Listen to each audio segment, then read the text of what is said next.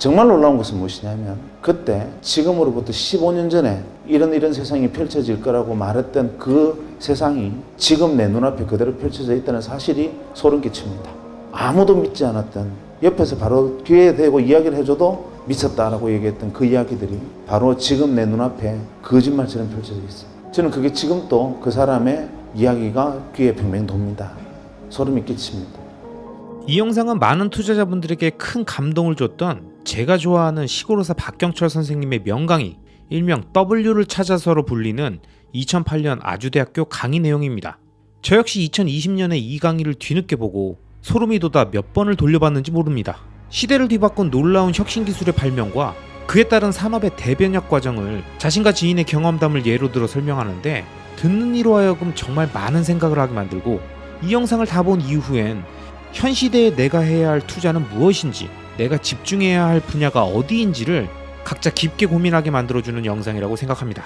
자, 그럼 한번 영상을 같이 보시죠. 제가 서울에 있는 모 경제연구소에 근무하는 친구한테 제게 전화가 왔습니다. 전화가 와서 그래 오랜만이다 하고 전화를 받으니까 다짜고짜 이렇게 말을 하는 거예요.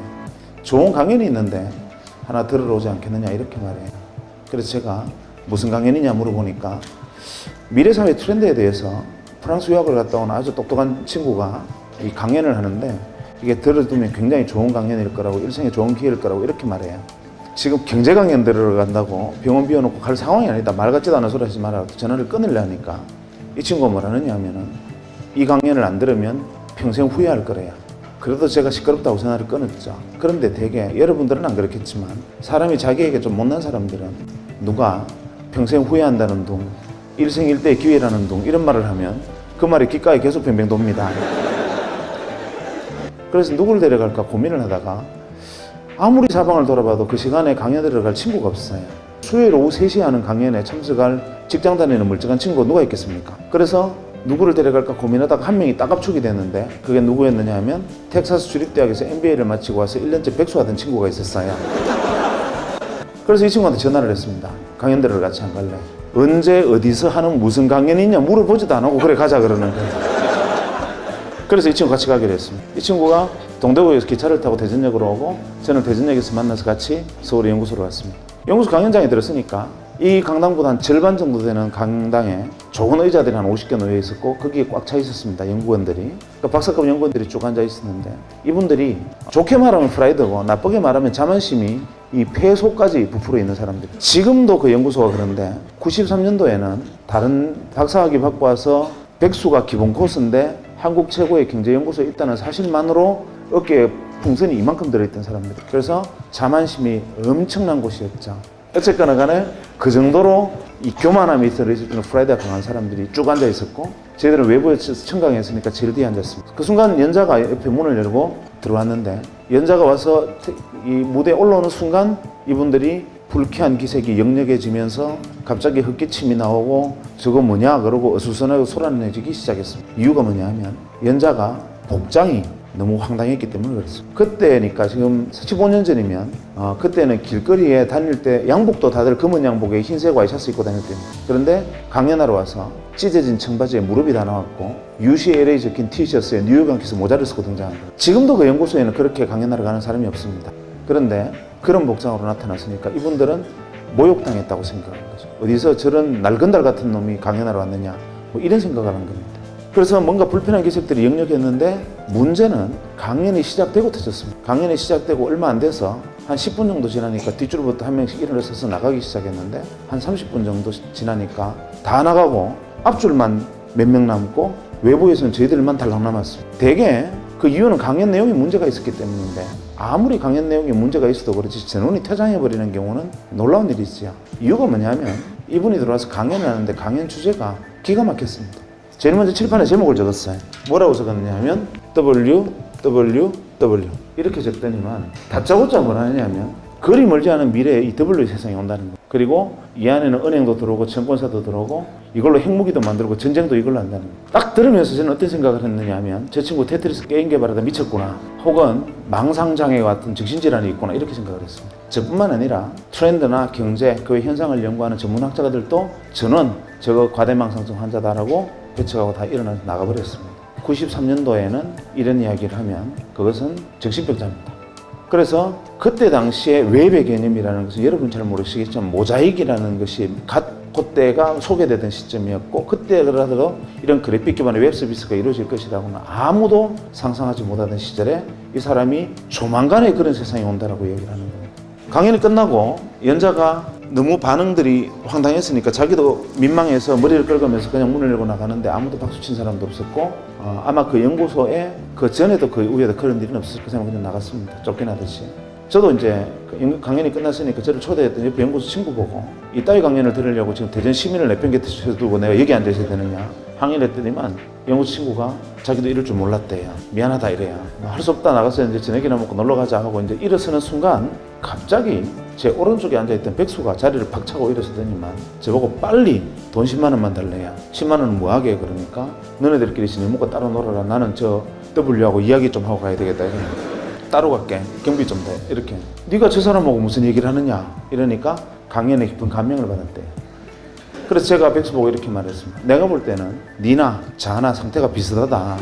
너네들끼리 이야기해봐. 서로 도움 안 되니까 그냥 가서 저녁 먹고 집에 같이 가자. 이러니까 막무가내예요. 그래서 할 수 없이 이 경비 여비를 좀 떼주고 우리는 같이 친구하고 저녁 먹고 저는 그 길로 대전에 내려가 버렸어요. 그런데 문제의 백수가 어떻게 했느냐 하면 문을 열고 뛰어나가서 이 W가 주차장에서 차를 타려고 시동을 거는 순간 차문을 열어 제친 겁니다. 잠깐만요. W가 놀라서 왜 이러십니까? 하고 뒤를 고개를 돌아보니까 백수가 그를 쳐다보면서 이렇게 말했습니다. 저는 W를 믿습니다.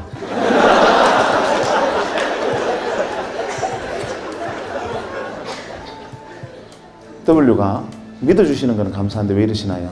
이러니까 저를 W의 세상으로 인도해 주십시오. 이렇게. 옥신각신하다가 W가 납치됐습니다. 어디로 갔느냐 하면 마포의 공동노타리에, 지금은 많이 없어졌지만 그때 주먹구이집이라 그래서 이렇게 불판에 고기 구워 먹는 집들이 많았습니다. 거기에 끌려가서 새벽 2시까지 백수에게 풀려나지를 못했습니다. 백수가 가진 건 인내심밖에 없죠. 끝까지 물고 늘어졌습니다. 나중에는 W가 제게 원하는 게 뭡니까? 왜 이러십니까? 나 집에 가야 됩니다. 이러니까 백수가 제게 W의 세상으로 뛰어들 수 있는 실마리를 던져주면 놔주겠습니다. 이렇게 됩니다. 결국 못 이긴 W가 백수에게 이렇게 하는 것이 어떻겠느냐라는 조언을 하고서야 풀려났다는 후문이 들려왔습니다. 그로부터 한 2, 3년이 지난 다음에 이 문제의 W가 작은 사무실을 하나 냈습니다. 자본금 700만 원으로 알고 있습니다. 그리고 W의 회사를 창립을 했고 그 회사의 자산 가치가 현재 2조 가까이 됩니다. 놀라운 일이죠. 쇼킹한 일입니다. 그건 그렇다 치죠. 그런데 저는 아직도 그때 일만 생각하면 모골이 송연한 것이 무엇이냐면 자본금 700만 원으로 출발을 해서 지금 수조의 자산을 일군 기업이 됐다는 게 놀라운 게 아니라 정말 놀라운 것은 무엇이냐면 그때 지금으로부터 15년 전에 이런 세상이 펼쳐질 거라고 말했던 그 세상이 지금 내 눈앞에 그대로 펼쳐져 있다는 사실이 소름 끼칩니다. 아무도 믿지 않았던, 옆에서 바로 귀에 대고 이야기를 해줘도 미쳤다라고 얘기했던 그 이야기들이 바로 지금 내 눈앞에 거짓말처럼 펼쳐져 있어요. 저는 그게 지금도 그 사람의 이야기가 귀에 뱅뱅 돕니다. 소름이 끼칩니다. 그런데 그럴 수 있어요. 5천만 중에 1명 정도는 지니어스한 인간이 있습니다. 특별한 인간이 있어요. 한치 앞에 운명을 내다본 데는 무당도 있는데 그럴 수도 있어요. 문제는 백수입니다. 이놈이 저하고 헤어지고 한 3주쯤 있다 전화가 왔습니다. 병원으로. 전화를 받아 상투적인 인사를 했죠. 그날 잘 내려갔냐? 이렇게 인사를 했더니만 다짜고짜 보고 이러는 놈입니다. 월급 받았나? 섬뜩하지 않습니까? 제가 첫 월급 받은 거는 당연히 받았을 텐데 그걸 왜 지가 저한테 묻습니까? 그래 받기는 받았는데 왜? 그러니까 그 돈 내 빌려둬 이러는 거예요. 좀 심하지 않습니까? 남 첫 월급을 자기 빌려달라, 말 같지도 않은 소리 하지 마라 이러니까 꼭 자기한테 빌려줘야 된대요. 사실 솔직히 말해서 백수가 빌려둬 이 말은 그냥 둬 이 말이잖아요. 나중에 내가 돈 좀 벌면 생각하자, 지금 안 된다 이러니까 하는 말이 지금 그 돈을 빌려주든지 자기하고 30년간의 인간관계를 끊으래요. 마음으로는 끊고 싶죠. 우여곡절 끝에 제가 받았던 첫 월급 중에 60만 원을 제가 최소 생계비를 제외하고 이놈한테 다 뺏겼습니다. 지금도 그것만 생각하면 뼈가 아픕니다. 어쨌거나 제 돈을 빌려갔어요. 그리고 이 녀석이 무슨 짓을 했느냐 하면 작은 방을 하나 빌리고 거기서 사업을 시작했습니다. 그래도 또 좀 시간이 지나서 제게 전화가 왔습니다. 한동안 연락이 없다 전화를 받았는데 여보세요 하니까 내다 이러는데 그놈 목소리예요. 그래서 제가 전화 받자마자 나 돈 없다 이러니까 돈 이야기가 아니니까 안심하래요. 그럼 왜 전화했냐? 그러니까 자기가 제 돈 빌려서 사업을 시작했는데 그거를 좀 도와줘야 되겠대요. 돈 말고 내가 뭘 도와주냐? 그러니까 아주 단순하니까 주소만 하나 만들면 된대요. 그게 무슨 주소? 그러니까 그건 아니고 굉장히 단순한 건데 가상 주소를 하나 만드는데 그 이유는 뭐냐면 편지를 주고받는데 필요한 거래요. 내용을 듣고 보니 지금으로 말하면 이메일 시스템을 운영을 하는데 거기에 이제 아이디를 만들어라 이 말입니다. 그래서 제가 첫 번째 바로 이렇게 말했습니다. 내 돈 빌려서 거지 됐나? 냉철한 지성과 합리적인 판단력으로 볼 때 너는 무조건 망한다. 왜냐하면 내가 세 가지만 물어볼게. 첫째, 너 1년에 편지 몇 통 쓰냐? 네가 1년에 편지 3통 이상 쓰면 내 손에 장을 지진다. 대개의 사람이 다 그럴 텐데 그거를 컴퓨터를 통해서 편지를 주고받는 사업이 되겠나? 무조건 안 된다. 두 번째, 설령 편지를 3통 이상 쓰는 사람이 있다 치자. 그래도 우표값 30원이 아까워서 그거를 컴퓨터를 해서 쓰겠나? 셋째, 편지란 자고로 6필로 쓰는 거다. 이 사업은 무조건 안 되는 사업이다 하니까 이 친구가 하는 말이 W가 말씀하시기를 에브리바디가 컴퓨터로 편지를 쓰는 날이 온다 했다는 거예요. 그래서 제가 그날 내가 너를 데려간 내 업보다 하고 어쩔 수 없이 아이디를 하나 만들어줬습니다. 또 시간이 흘렀습니다. 그 다음에 저희 병원에 전용선이 들어왔습니다. 소위 여러분들이 지금 쓰고 있는 메가패스와 인터넷 전용선이 그때 들어왔습니다. 어디에 제일 먼저 들어왔느냐? 종합병원에 제일 먼저 들어왔습니다. 정부기관하고. 그때 정보고속도로 사업 때문에 의료정보산업하고 행정전산망 사업 때문에 정부와 종합병원에 시범적으로 인터넷 전용선들이 깔리기 시작했습니다. 들어오기는 들어왔는데 책상 위에 정부 지원 컴퓨터도 올라왔고 전용선이라는 게 깔려 있는데 대체 이거는 쓸 데가 없었습니다. 기껏 한다는 게 하이텔 접속하는데 조금 빨랐다는 거. 그렇게 컴퓨터를 방치해 두고 있는 어느 날 또 백수가 전화 와서 뭘 하나 어떻게 해라 해서 그냥 뭐 어떻게 했습니다. 그러고 난 다음에 무심코 하루는 컴퓨터를 딱 켜니까 갑자기 바이러스 먹은 것처럼 크다는 창이 하나 붕 뜨더니만 산신령 그림이 하나 나타나고 산신령이 편지를 들고 있는 그림이 나타나요. 그러면서 편지가 왔습니다 하면서 산신령이 이렇게 편지를 흔들어요. 이게 뭐야 하고 클릭을 하니까 동창회 소집 공고 제목이 이렇게 되어 있는 이놈이 한다는 짓이 기껏 한다는 짓이 이거구나 하고 투덜거리며 냉소적으로 바라보다가 잠깐 놀랐습니다. 뭐냐면 수신인이 170명, 수신인 명단에 170명으로 되어 있어요. 그래서 제가 170명한테 한 방에 다 보낼 수 있으면 이거는 뭐 그런 대로 나쁘진 않네 하고 거기다가 답장하기 기능을 통해서 모두에게 하시겠습니까? 그때만 해도 그렇게 후진적으로 답장하기 모두에게 하시겠습니까? 예. 하고 나는 대전에 무슨 병원인데 너네들 어딨니? 하고 보냈더니만 이틀 만에 무려 한 7, 80명의 동창으로부터 편지가 쏟아졌어요. 나는 뭐 어디에 있다, 나는 정부의 뭐 과천 어디 청사에 있다 이런 식으로 막 연락이 쏟아졌는데 이거 신기하지 않냐? 되게 반응이 이랬습니다. 알고 보니 백수가 동창회 명부를 들고 정부나 대기업 종합병원 같은 전용선이 들어와 있을 만한 곳에 근무하는 친구들을 일일이 전화를 해서 설명하고 가입하게 하고 그 다음부터 낚시질로 메일을 계속 낚시 메일을 던지고 있었던 거예요. 저도 덜컥 물었던 거죠. 그날 이후로 저희 병원의 진료가 마비가 됐습니다. 이유가 뭐냐면 저희 병원 직원들한테 소개를 했더니만 다들 메일놀이에 빠져가지고 지금으로 메일을 메신저처럼 사용한 겁니다. 건강원에서 어제 저녁에 뽀뽀하는 거 봤다 이러면 선생님이나 신경 쓰세요 뭐 이런 식으로 왜 하루 종일 메일놀이 너무 신기하니까 메일놀이를 시작한 거죠. 저희 병원 직원이 다 가입하는데 일주일이 안 걸렸습니다. 물론 그 동창들 주변에 있던 사람들도 그랬죠. 그래서 서울도 아니고 대구에서 시작한 전자메일 서비스 회사가 1년 반 만에 250만의 가입자를 모집했습니다. 그리고 99년 초에 골드만삭스라는 외국계 투자사 600억의 지분을 넘겼습니다. 그리고 지금은 포스코 센터 옆에 있는 이렇게 쳐다보기도 어려운 빌딩의 소유주이기도 하고 그 안에 4개의 벤처기업을 거느린 벤처 지주사의 회장으로 변신해 있습니다. 백수가. 그리고 제 돈은 아직 안 갚았습니다.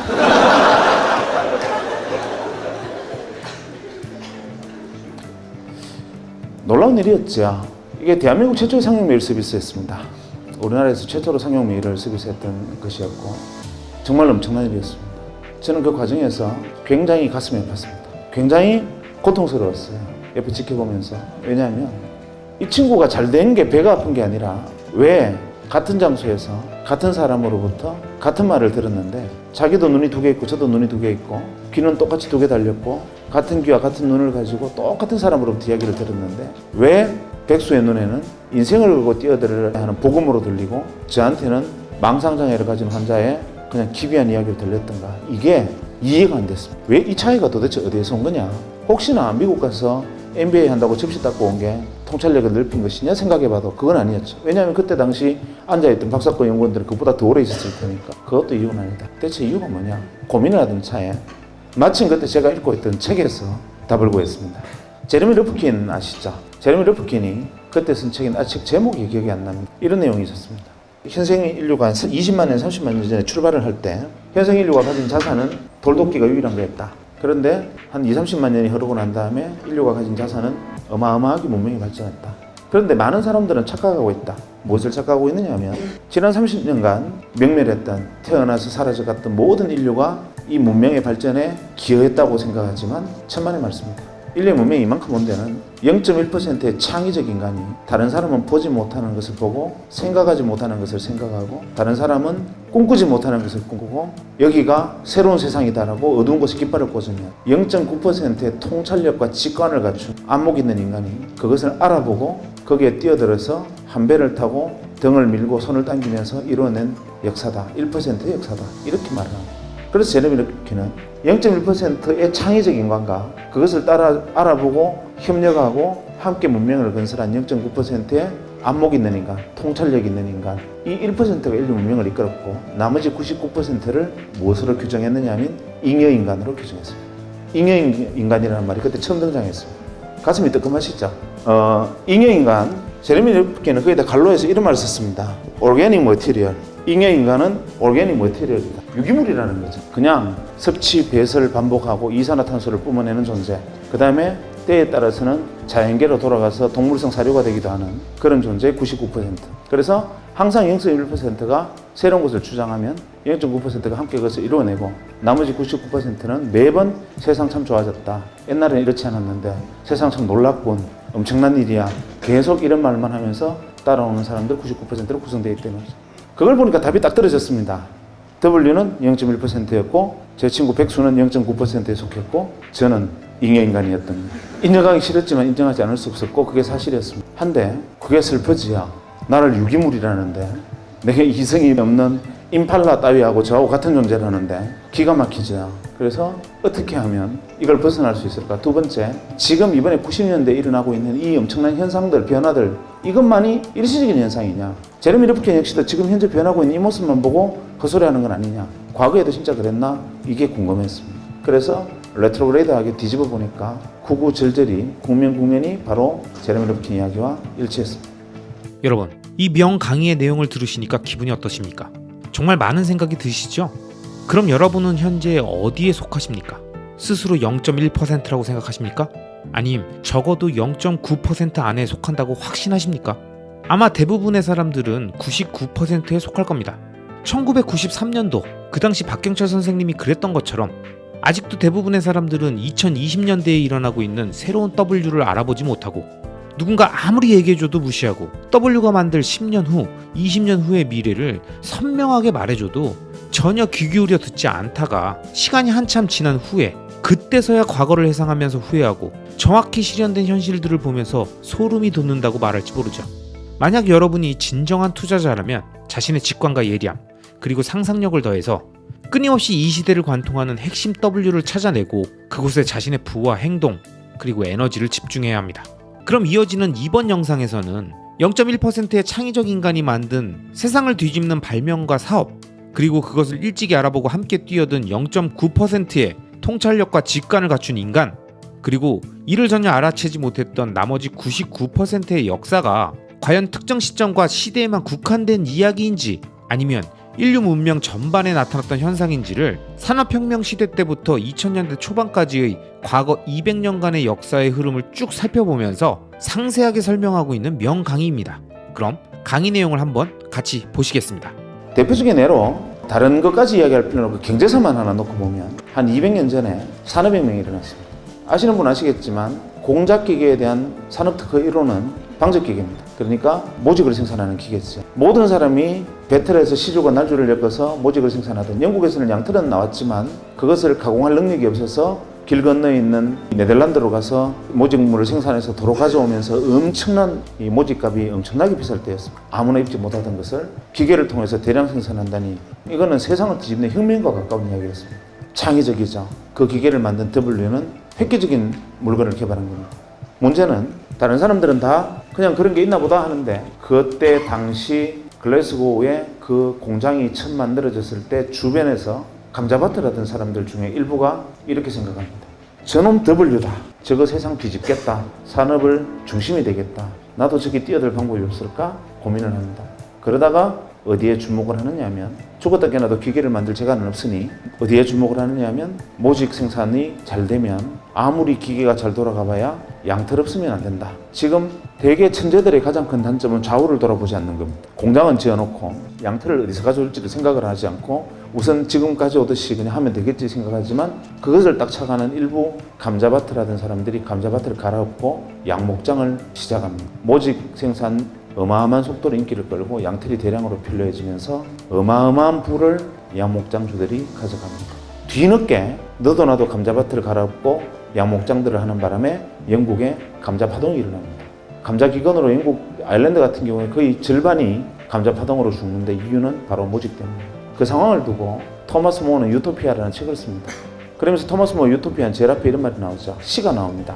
양이 사람을 죽였네, 양이 사람을 죽였네. 그거 보면 양이 사람을 뿔로 떠받아 죽였다고 생각하시겠지만 사실 그때의 사회상, 즉 산업이 사람을 죽이는 것을 묘사를 했습니다. 전부 양목장을 하는 바람에 사람이 먹을 감자가 없어져서 감자기근이 들고 결국 굶어 죽게 생긴 사람들이 감자를 훔치게 되고 결국에는 감자를 훔치면 교수형에 처한다는 법이 만들어지고 영국의 길거리에는 교수형에 처해진 목매달린 시체들이 줄줄이 늘린 상황, 그 가혹한 상황을 두고 토마스 모어가 유토피아를 씁니다.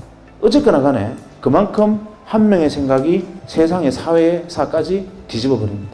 결국 양목장주들이 어마어마한 부를 축적합니다. 그래서 지금 영국에 가면 약 300개 정도 유력 가문이 있다 그러는데 그 가문들의 문양을 잘 들여다보면 이 양뿔이나 양머리가 그려진 문양들이 많습니다. 그것은 과거 200년 전에 조상들이 양목장을 했던 사람들의 후손이다라는 것을 증명합니다. 문제는 그때부터 시간이 다시 조금 더 흐릅니다. 유럽에 드디어 소형 내연기관이 만들어지고 그것을 마차에 장착하는 초창기 형태의 원시적인 자동차가 만들어집니다.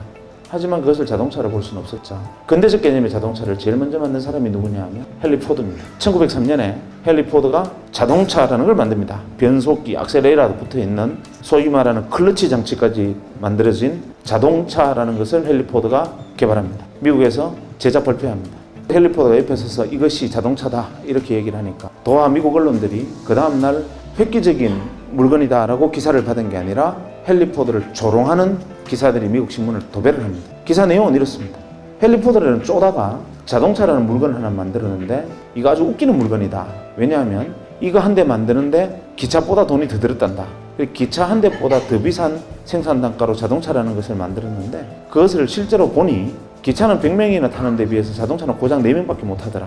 이딴 걸 만들어 놓고 신기술이라 그러니 헨리 포드가 얼마나 쪼다냐 이런 기사를 만들고 심지어는 워싱턴 포스트의 경우에는 헨리 포드가 자동차를 거꾸로 들고 벌 쓰는 그림까지 그립니다. 만평으로. 헨리 포드가 투자자를 모집하려 하는데 못 구합니다. 아무도 그 사업에 뛰어들지 않죠. 좌절하고 절망합니다. 그리고 비망록에 이렇게 씁니다. 세상의 모든 사람들이 나를 바보라고 비웃는데 나는 나를 조롱하는 사람들이 바보라고 나는 확신한다. 이유는 뭐냐면 그 사람들은 내가 자동차 한 대를 만들 때 들은 비용을 두고 비싸다고 말하지만 대량 생산하면 가격은 떨어진다. 두 번째, 기차는 100명이 탈 수 있을지는 모르나 기차는 단점은 정해진 시간에 정해진 길밖에 가지 못한다. 하지만 내가 만든 자동차는 원하는 시간에 원하는 곳에 마음대로 갈 수 있고 기차가 다니지 않는 모든 도시를 연결해서 세상을 물류혁명으로 뒤집을 거다 라고 헨리 포드는 피눈물을 흘리면서 비망록에 세상과 저항하는 글을 씁니다. 헨리 포드 자서전에 보면 제일 앞에 나오는 대목이 바로 그 장면입니다. 투자자를 구하지 못하고 절망과 좌절의 시간을 보냅니다. 그때 동네에 건달 하나가 헨리 포드 이야기를 듣습니다. 듣고 갑자기 무릎을 칩니다. 저놈 W다. 그리고 나도 자동차 산업에 뛰어들어야 된다. 저거 획기적이다. 헨리 포드 말이 맞다. 이렇게 생각을 하는데 문제는 이게 안 되니까 뛰어들 방법이 없습니다. 다행히 돈은 있었습니다.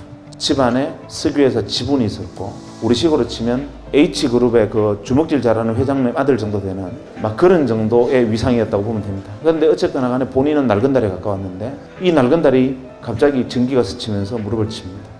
이거 획기적이다. 뛰어들어야 된다. 이렇게 생각하는데 어떤 방법으로 뛰어들 것이냐 고민을 하다가 어디에 주목하느냐 하면 양목장주처럼 자동차가 물로 가나 여기에 주목을 합니다.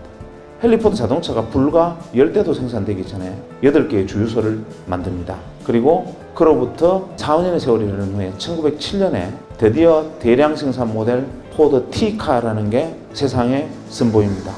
그게 여러분들이 알고 있는 매뉴팩처 시스템의 효시입니다. 그래서 대량 생산에서 가격이 낮춰진 근대적 개념의 자동차들이 쏟아져 나오고 그로부터 20년간 전 세계가 자동차 산업으로 뒤집힙니다. 문제는 차를 사서 몰고 나오면 기름을 넣을 데가 없습니다. 이 사람이 선점한 주유소, 새로 만들어진 도로마다 이미 선점 효과 때문에 계속 이 사람이 주유소를 늘려가고 정유공장 지분을 넓혀갑니다. 1940년대 중반까지 미국 전체 주유정유 시장의 94%를 독과점해버립니다. 미국 사람들이 못 살겠다. 한 사람이 저걸 독점하고 있으니까 우리 도저히 견딜 수 없다. 그래서 미국 사람들이 견디다 못해서 의회에 청원을 하고 미 의회가 이 한 사람을 겨냥한 법을 만듭니다. 독과점 풀어라. 그것이 여러분이 알고 있는 공정거래법. 놀라운 일이었죠. 이 사람은 전 세계의 부를, 전무후무한 부를 긁어모읍니다. 록펠러입니다. 그리고 오늘날까지도 그 시대의 주인이 됐던 록펠러의 영향은 아직까지 미칩니다. 또 10년 정도 세월이 흘러 1, 2차 세계대전이 벌어지는데 아주 지극히 통신이 문제입니다. 내가 적에게 이야기를 하면 적군이, 우리가 교신을 하면 적군이 교신을 듣고 우리가 대장님 폭격할까요? 그러면 적군이 듣고 있다. 쟤들 폭격한다. 숨어라. 이런단 말이에요. 그때 그것을 보고 이거 지극히 단순한 건데 하고 인터폰 회사를 하던 친구가 전화선 끊고 어차피 음성을 코딩하고 디코딩해서 넘기는 게 다인데 이거를 주파수를 넘기면 무전기라는 것을 만들겠다 해서 무전기를 만들어서 소위 말하는 주파수 통신을 할 수 있게 만들어서 무전기를 만들고 대량으로 전장에 납품을 합니다. 그야말로 대박이 터집니다. 단순한 발상의 전환으로. 그리고 오늘날의 모토로라가 그거로 시작됩니다. 또 10년이 흘러서 트랜지스터라는 걸 개발합니다. IC. 사람들이 만들었나 보다 이러고 있을 때 이 트랜지스터를 이용하면 진공관을 대체하는 전자산업이 발달할 수 있겠다라고 믿고 거기에 뛰어드는 그 당시 중소기업들, 그 당시 전자회사들 중에 선점에서 뛰어든 수많은 0.9%의 기업들이 있었습니다. 그리고 기업들은 톰슨, 제네시스, 월풀, 필립스와 같은 어마어마한 전자회사로 성장을 해나갑니다. 그리고 1960년대 일렉트로 메카트로닉스 시대, 기계와 전자 문명의 시대로 전 세계 문명을 수십 단계 또 위로 밀어올리고 이 사람들이 시대의 주인이 됩니다. 또 10년이 흘러서 반도체라는 게 만들어집니다. W가 반도체를 들고 나옵니다. 전기가 흐르기도 하고 안 흐르기도 한다. 전기가 깜빡깜빡하는 게 반도체다. 99%들이 묻습니다. 어쩌라고? 이때 그것을 보고 이것이 이 강당만한 애니악 대신에 개인의 책상 위에 올려놓을 수 있는 컴퓨터를 이걸로 만들 수 있겠다고 생각하고 창고에서 조립해서 퍼스널 컴퓨터를 만드는 사람이 생기고 그것으로 다시 80년대가 컴퓨터의 시대로 또 한 시대를 업그레이드하고 새로운 문명이 발달하고 시대의 주인들이 무수히 등장합니다. 그리고 90년대 제가 만났던 바로 그 시대가 돌아왔습니다. 이러고 보니 매십 년마다 계속 기회를 주어지고 기회를 만들어내는 0.1%와 창의적인 인간과 그것을 알아보고 잽싸게 뛰어드는 통찰력 있고 직관이 있고 안목 있는 인간, 나머지 99%들이 계속 세상 살만해라고 외치는 99%들이 끊임없이 반복되어 왔던 역사다라는 것을 뒤늦게 깨달았고 저도 그때 뒤늦었기는 했지만 0.9%가 되고 싶었는데 도저히 제 눈에는 뭐가 W인지 보이질 않았습니다. 그러던 차에 문제의 원장님이 저를 불렀습니다. 원장실에 들어갔더니만 박 선생, 그동안 우리 병원이 초기 개원해서 어려운 시절에 고생했는데 선물 하나 줄게 이러십니다. 뭡니까 하니까 서랍을 썩 여시더니만 시커먼 물건을 하나 그 책상 위에 탁 올리시더니만 이건 자네 해라 이러는 거예요. 핸드폰이었습니다. 그때 핸드폰은 어떤 물건이었냐면 핸드폰을 들고 로데오 거리를 지나가면 페라리 오픈카를 타고 지나가는 것과 똑같은 시선을 받았습니다. 그 핸드폰을 들고 그때 가입비가 한 250만 원, 기계값도 그에 준하는 만큼 비쌀 때였고 그걸 현재 돈으로 환산하면 거의 그랜저 한 대 값입니다. 그것은 아무나 들고 다니는 물건이 아니었습니다. 그것은 재벌그룹 회장 정도나 들고 다니는 건데 저는 그때만 해도 원장님이 그걸 저한테 주시는 순간 내가 이 병원에 뼈를 묻겠다고 생각했습니다. 근데 사실은 내용을 알고 보니까 어차피 병원에 이익이 나면 세금으로 내야 되는데 그때는 가입비 비싼 물건을 하나 사면 그것은 이익을 디파짓한 경비 처리가 가능하니까 사실 수익을 디파짓하려고 몇 대 사서 준 건데 어쨌거나 간에 저는 고마웠죠. 그거를 들고 대전역에서 기차를 타면 난리가 납니다. 제가 3시 기차를 타면 간호사들 보고 3시 5분에 전화를 하라 그럽니다. 기차가 들컹들컹 출발할 때쯤 되면은 3시 10분만 되면 옥션을 통과하면 전화가 안 됩니다. 그래서 딱 3시 5분에 전화해야만 통화가 됩니다. 대전권에서만. 그래서 기차를 타서 자리에 앉아서 기차가 들커덩 하는 순간 전화벨이 울립니다. 가방을 열고 전화를 꺼내서 뚜껑을 열고 여보세요 하는 자리에서 일어서는 순간 쓰러집니다. 그냥 영화 찍습니다. 그러면 그 안에 있는 모든 승객의 시선이 저한테 꽂히면서 어떻게 저런 분이 기차를 다 타셨을까? 소박도 하시지 뭐 이런 눈빛으로 그런 물건이었어요. 그거를 들고 고향의 친구들 모임에 가서 자랑을 했습니다. 너네들 이게 뭔지 아냐? 핸드폰인데 구경해봤나? 이러니까 다들 막 신기해서 막 만지는 거예요. 제가 다른 버튼은 다 눌러도 되는데 녹색으로 샌드라고 써 있는 건 절대 누르면 안 된다. 이렇게 이야기하면서 이제 애들이 만지는 걸 보고 제가 이렇게 말했습니다. 야, 지금은 우리가 페이저, 삐삐를 차고 다니지만 그리 멀지 않아서 언젠가 이놈도 좀 싸지면 우리도 핸드폰 다 들고 다니는 시절이 오지 않겠냐. 이렇게 무심코 말을 했는데 제 친구들이 전부 다 하나같이 무슨 소리 하느냐는 거예요. 바보 아니냐는 거예요. 왜냐하면 7,000원만 내면 삐삐를 주고 한 달에 2,000원, 3,000원만 내면 한 달 내내 마음대로 쓸 수 있고 말아도 가도 삐삐가 터지는데 뭐 하려고 그 큰 걸 들고 다니면서 비싼 통화를 문으면서 들고 다니느냐. 그거는 아무나 쓰는 삐삐만 해도 충분하다. 이거는 핸드폰이라는 것은 상용화될 수 있는 물건이 아니다. 다들 놀랍게도 전원이 반응이 그랬습니다. 그 순간 데자뷰, 기시감을 느꼈습니다. 이거 어디서 봤는데 이 장면을 내가 어디서 지금 예전에 어디서 한번 경험한 듯한데 이게 뭐지? 하고 생각해 보니까 예전에 헨리포드의 자서전에서 읽었던 헨리포드의 이야기를 100년이 지난 다음에 자동차 대신 핸드폰이 되고 서로 친구들과 제가 이야기를 주고받고 있다는 사실을 깨달았습니다. 그래, 이게 W구나. 갑자기 눈이 번쩍 뜨는 거죠. 그리고 뒤도 돌아보지 않고 병원으로 달려가서 총무과에 전화를 했습니다. 이거 어디서 샀느냐 물어보니까 한국이동통신 주식회사라는 회사가 있는데 거기 가입을 했고 기계는 모토로라는 미국 회사래요. 그 길로 여기 뛰어들어야 된다 생각을 했지만 뛰어들 방법이 없죠. 배운 거는 칼질하는 것밖에 없는데 제가 그걸 할 수 있는 방법은 없고 그렇다고 가운 벗고 이동통신 대리점 할 수도 없고 이걸 어떻게 하면 될까 고민하다가 이 회사의 주식을 사면 되겠다. 그래서 이 회사에 주식 투자를 해보려고 주식을 사보려고 보니까 공기업이라서 거래가 안 돼요. 그때 한국이동통신, 지금 SK텔레콤이 전신은 공기업이었습니다. 그런데 마침 SK그룹으로 넘어간다는 소리에 한국이동통신 주식회사를 다니던 사람들이 자기가 가지고 있던 자사주를 명동 사채시장에 내다 팔고 있었습니다. 그때 당시 명동 사채시장에 가면 금강 구두표 10만원짜리 8만원, 엘칸토 구두표 10만원짜리 7만원, 한국이동통신 주식 2만원, 대량 입하, 대량 구매 시 협의 가능 뭐 이런 식으로 펄럭펄럭 하면서 이 종이들이 붙어 있었습니다. 저는 사실 그때 그 내용을 정확히는 이해를 못했지만 왠지 뛰어들어야 된다고 생각했고 가서 월급만 받으면 제 생활비를 제외하고는 가서 무조건 그때 그 한국이동통신 자사주를 샀습니다. 그리고 바로 얼마 안 돼서 SK로 넘어가서 SK텔레콤이 되고 주식시장에 상장이 됐는데 무려 6만 5천 원이 된 거예요.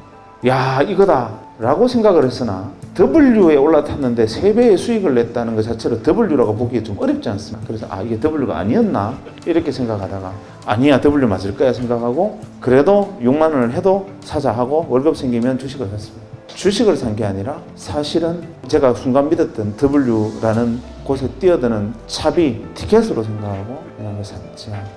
시간이 조금 그리 말리 흐르지도 않아서 3, 4년이 지난 다음에 제가 99년 말에 이제 한 시대가 끝났구나, 이제는 그만하자 하고 틀고 나올 때 그걸 다 주식을 매도할 때 520만 원이 돼 있었어요. 주식이. 그러니까 2만 원에 산 주식이 520만 원이 돼 있었던 거죠. 세상 사람들이 저보고 그때부터 주신이라고 불렀습니다. 주식 투자의 대가다. 저는 억울했습니다. 나는 주식 투자를 한 게 아니고 정말 내가 그 순간 우연히 다행스럽게 지나가는 마지막 W 버스를 아슬아슬하게 뛰어들어서 범퍼 위에 올라타서 딱 붙어서 그 버스에 올라타고 다행히 다음 정거장으로 갈 수 있었던 것 뿐인데 그거를 주식 투자라고 오해를 했습니다. 그래서 모 방송국에서 의사 한 사람이 이동통신 주식을 사서 대박 터졌다라는 소문을 듣고 왔다고 취재를 요청하는데 저 아닙니다. 어느 물어봐서 제가 핸드폰 그거 하게 생겼습니까? 뭐 이렇게 거절을 했었는데 알고 왔다는 거예요. 그래서 혹시나 그냥 나갈까봐 약속을 했죠. 그것이 알고 싶다처럼 탁장 밑으로 다리만 찍고 이름하고 이름 소속은 바꿔서 나가기로 하고 이제 슬리퍼 신은 발만 밑으로 이제 찍기로 하고 했습니다. 근데 그날 저녁에 뉴스에 의사 출신 주신 이래가지고 얼굴까지 홀라당 다 나와버렸어요. 그 시대는 그랬습니다. 약속이라는 게. 그래서 그때부터 어쩌다 보니까 밖에 끌려 나와서 이렇게 이야기를 하고 다니지만 저는 계속 항변합니다. 지금도 나는 주식 투자자 아니다. 나는 그냥 W 버스를 올라타기를 기다리는 승차 대기자일 뿐이다 라고 주장을 하죠. 여러분, 우린 이번 영상을 통해서 산업혁명 시대부터 2000년대 초반까지 일어났었던 인류 문명의 비약적 발전을 이끌었던 0.1%와 0.9%에 속하는 인간들의 역사를 쭉 살펴봤습니다.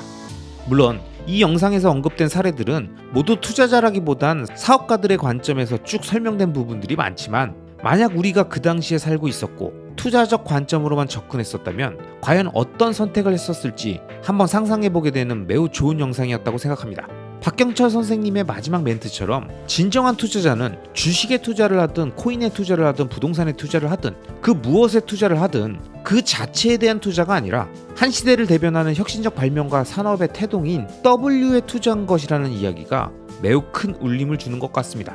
이제 막 시작된 신성장 산업을 선도하는 파괴적 혁신기업의 미래, 또는 우리의 금융환경과 삶의 기준을 완전히 뒤바꿀 디지털 화폐혁명과 같은, 지금은 모두가 온전히 상상하지 못하는 먼 미래를 미리 예상하고 비전을 제시하는 0.1%와 그가 만든 W를 발견하고 그 시대적 흐름의 마지막에 올라타서 바짝 붙어서 오랜 기간 장기적으로 그 성과와 가시를 끝까지 누리는 것이 장기적 우상향 구조의 자산을 찾고 지속적으로 자신의 지분을 늘려가는 장기 투자자가 꼭 갖추어야 할 투자적 관점이 아닌가 싶습니다.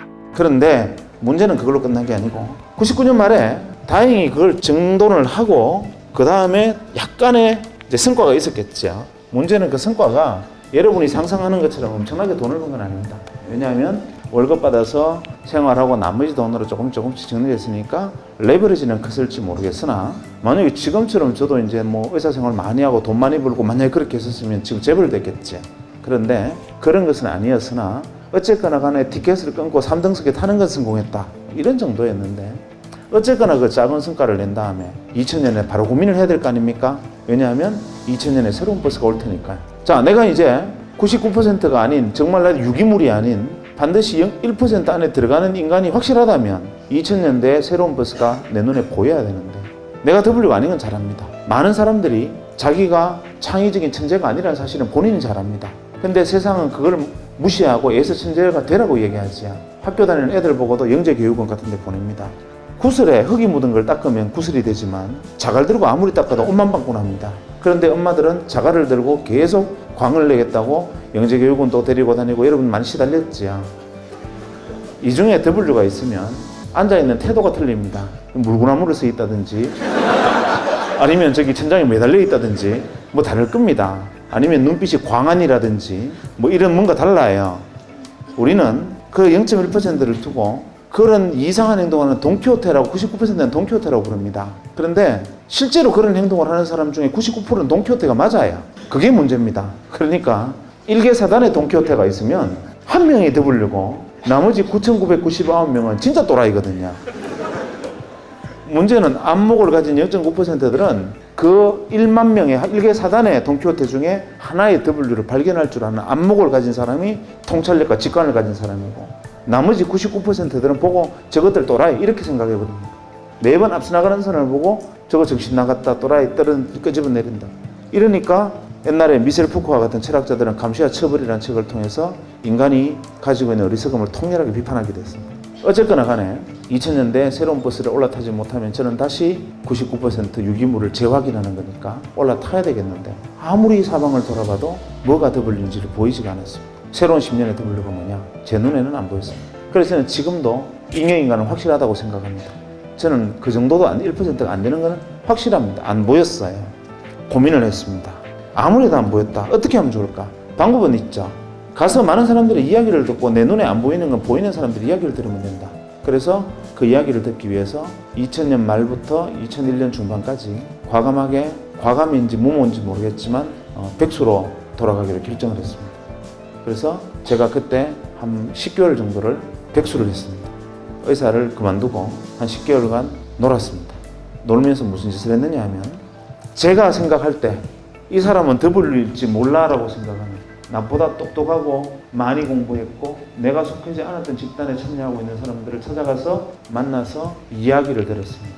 대학에서 강의하고 있는 친구, 아니면 가서 뭐 연극하는 친구, 아니면 연구소에 있는 친구, 혹은 뭐 기발한 친구, 심지어는 애니메이션 하는 친구까지 찾아가서 그냥 밥 사주고 술 사주고 이야기 듣고, 그래 뭐 너네들 뭐 하고 있냐, 뭐 그거 어떻게 보이냐, 그 내용이 어떤 거냐, 이렇게 10개월간 틈만 나면 점심이건 저녁이건 아침이건 약속을 해서 사람을 만났습니다. 현자들을 만난 거죠. 내 머리가 안 되면 남의 머리를 빌리면 되니까. 한 10달 정도 사람들이 이야기를 만나서 이야기를 듣다 보니까 정리가 좀 됐습니다. 아, 이거였구나. 내가 볼 눈은 없었지만 다른 사람 눈을 빌리니까 보였어요. 여러분, 아마 이 W 강의를 들으신 분들은 모두 다 자신이 하는 투자나 행동들이 W인지 아닌지, 내가 0.9%에 속하는 통찰력이 있고 직관이 있는 인간인지 아닌지에 대해서 많이 생각하셨을 겁니다. 그런데 우리의 이러한 자아 성찰과 별개로 우리 주변에는 자신이 W라고, 이게 바로 W라고 외치는 수많은 돈키호테가 있다는 것을 기억해야 합니다. 이 세상에 존재하는 모든 사기꾼과 스캠 코인, 좀비 기업들은 자신이 W라고 끊임없이 이야기합니다. 그리고 생각보다 많은 사람들은 이런 이야기에 넘어가서 실제로 그것이 W라고 믿으며 자신의 시간과 자본, 소중한 에너지를 낭비하죠. 그리고 한참 시간이 흐른 뒤에 시장의 냉엄한 심판을 통해서 처절한 응징을 당하고 나서야 깨닫게 됩니다. 그래서 아마 누군가는 이런 얘기를 하실 겁니다. 내 말이 그 말이야. 내가 어떻게 W를 찾냐고. 그게 W라는 확신을 어떻게 하는데? 그냥 자신 없으면 쓸데없는 짓 하지 말고 인덱스 투자나 해. 저는 이 이야기에도 일면 찬성합니다. 투자의 준비가 안 된 상태에서는 그냥 미국 주식 지수 추정 ETF를 적립식으로 매수하거나 차분하게 돈을 모아가면서 투자에 대한 공부와 개념을 정확히 익히는 과정을 가져가고, 그 이후에 조금씩 실전 경험을 쌓으면서 자신만의 자산을 바라보는 안목과 인사이트를 만들어가면서 투자의 기본기를 탄탄하게 구축해 나가야 됩니다. 그리고 이런 과정을 통해서 투자자가 갖춰야 할 3가지 덕목인 직관과 예리함, 그리고 상상력을 키워가면서 시대를 선도하는 큰 물결인 W를 찾아가는 자신만의 방식을 완성하는 것이 투자의 진심인 우리들이 해야 할 가장 중요한 숙제가 아닐까 싶습니다. 그리고 이 부분에 대해서 저는 제가 늘 말씀드렸던 장기적 우상향 구조를 갖는 자산, 강력한 팬덤이 존재하는 자산, 그 무엇으로도 대체할 수 없는 자산과 같은 저만의 기준을 바탕으로 현재 이 시대의 W를 선별했습니다. 이렇듯 그 무엇이 됐던 자신만의 기준을 만들고 박경철 선생님이 말씀하셨듯이 많은 사람들을 만나서 그들의 의견을 듣고 서로 깊게 대화하는 과정을 거치고 관련 서적들을 읽고 투자의 현인들의 말씀을 계속 기억하다 보면 일개사단의 돈키호테들이 떠드는 요란하고 현란한 소음들 속에서 진짜 W가 보내는 시그널을 분별할 수 있을 겁니다. 그리고 이러한 분별의 과정을 통해서 W를 선정했다면 그 이후 우리들의 장기 투자의 모든 리스크는 시간이 녹여 수익으로 치환해 줄 겁니다. 하지만 만약 돈키호테들의 꼬임에 넘어가서 쓰레기를 보물로 착각하고 쓰레기를 W라고 착각하고 자신의 포트폴리오에 담고 장기 투자를 한다면 오랜 시간이 지나서 뚜껑을 열었을 때 풍기는 썩은 악취는 아무리 시간이 지나도 녹이거나 없애주는 게 아니라 그 냄새만 더 강하게 만들 뿐입니다. 이 점을 이번 W 강의 시리즈를 시청한 모든 분들께 다시 한번 강조드리면서 강의의 마지막에 시골호사 박경철 선생님께서 우리들에게 남기는 묵직한 메시지를 함께 들어보시겠습니다. 그래서 지금 여러분은 하루하루가 너무나 소중하고 하루하루가 자기 미래 생을 결정하는, 어떻게 생각하면 정말 오늘 내가 이 자리에서 그냥 가만히 앉아 시간을 보내고 있다는 사실이 진저리가 날 정도로 현재의 모습에 대해서 자각을 해야 됩니다. 제가 이만하면 먹고 살만하지 않습니까? 직업이 의사고 뭐 나름대로 폼나는 일도 많이 하고 돈도 좀 벌었는데 뭐가 답답해서 앞으로 10년이 뭘까를 고민하고 또 사람 만나러 다녀야 되겠다 이렇게 생각을 하고 있는데, 하물며 여러분은 제가 10년 후에 어떤 W가 있겠습니까? 이제 2년 후에는 어떤 것이 주인이 되겠습니까? 라고 물으면 여기 있는 사람 중에 아무나 손 들고 나와서 내 생각은요? 라고 2시간 동안 이야기할 수 있어야 됩니다. 학생은 앞으로 2년 후에 새로운 W가 어떤 거라고 생각하나요? 라고 제가 질문을 던지면 제 생각에는 이렇고 이런 이유로 해서 내가 생각할 때는 이것이 새로운 W가 될 것 같아요 라고 이야기할 수 있는 준비가 되어 있느냐? 라고 제가 여러분에게 물었을 때 여러분 준비되어 있습니까? 그런 준비가 돼 있어야 되고 최소한 그 준비를 하기 위해서 치열해야 됩니다. 그러기 위해서는 자각과 자기애가 필요하고 자기를 철저하게 치열하게 사랑해야 되고 자기를 믿어야 됩니다. 그래서 자기 안에 있는 창의성, 나를 아끼고 사랑하면 내가 가지고 있는 버려진 재능들이나 내가 가지고 있는 작은 것들이 남들이 인정해주지 않는 것 하나하나가 소중하고 그 안에서 내가 잘할 수 있는 것들을 찾아낼 수 있고 그것이 어쩌면 시대의 주인으로 나를 만들어줄지 모릅니다. 제일 중요한 것은 그래서 자기를 사랑하는 거고 그 마음으로 다른 사람을 사랑하고 그 생각들이 여러분의 미래를 만듭니다. 지난해 타임즈에 표지 모델이 누구였든지 기억하고 계시죠? 바로 유. 타임즈 표지 모델이 사람이 아니었고 바로 유 이렇게 되어 있었죠. 의미심장한 겁니다. 예전에는 특정 엘리트한 사람을 원래 인물로 뽑았지만 지난번에 타임즈는 여기 있는 한 사람 한 사람 당신이 바로 원래 인물입니다. 중요한 이야기를 던집니다. 여러분 한 사람이 우주고 여러분의 창의성을 어떤 식으로 키워나가느냐에 따라서 여러분 시대의 주인이 될 수도 있고 잉여인간이 될 수도 있어요. 선택은 여러분에게 있습니다.